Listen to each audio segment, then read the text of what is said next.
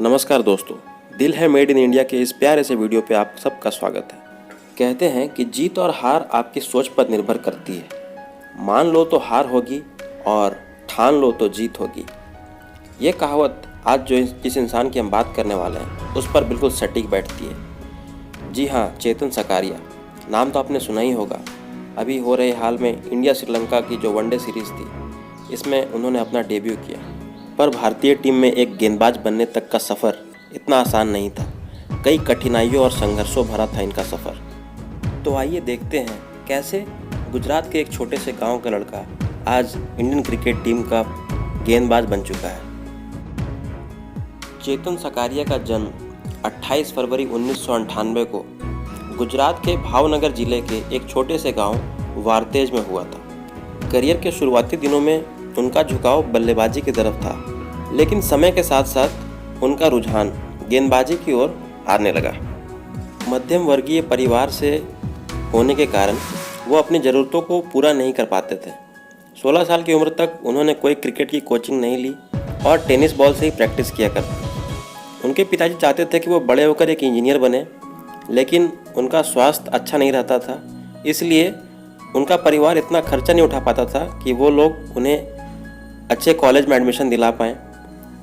यहाँ तक कि उनके पिता एक लॉरी ड्राइवर थे, तो उनकी जीविका का जो साधन था सिर्फ एक वही था।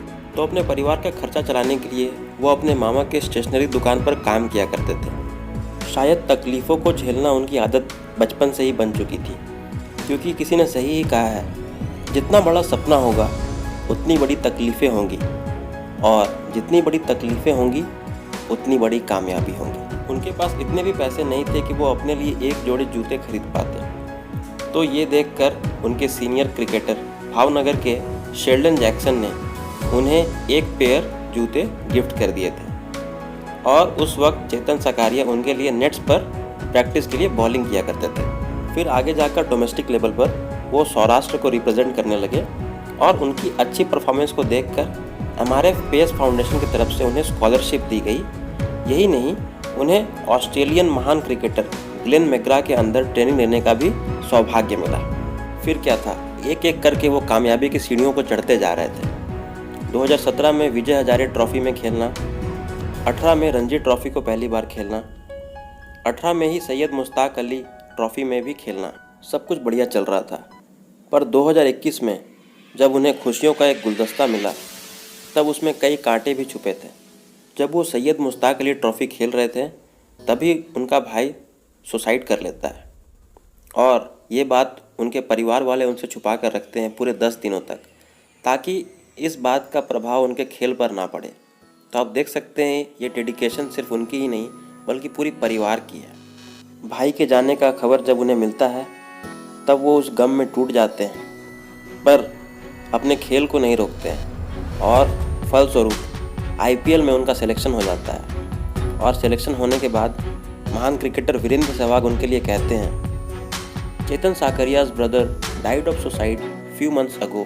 His parents didn't tell him for 10 days as he was playing the SMA trophy. What cricket means to these young men, their families, IPL is a true measure of the Indian dream and some stories of extraordinary great prospect. Rajasthan royal ने उन्हें 1 करोड़ 20 लाख रुपए में खरीदा था। इससे उनकी आर्थिक स्थिति तो भले ही सुधर गई थी, अब वो अपने पिता का इलाज भी करा सकते थे। लेकिन ये खुशी भगवान को ज़्यादा दिन तक बर्दाश्त नहीं हुई, और मई के महीने में जब कोरोना सेकेंड वेव के चरम पे था, तब उनके पिताजी का देहांत कोविड से हो जाता है। एक एक करके वो अपने परिवार के काफ़ी करीबी सदस्यों से बिछड़ते जा रहे थे। वहीं दूसरी ओर निरंतर लगन, प्रयास और कड़ी मेहनत से वो अपनी मंजिल की ओर बढ़ते ही जा रहे थे।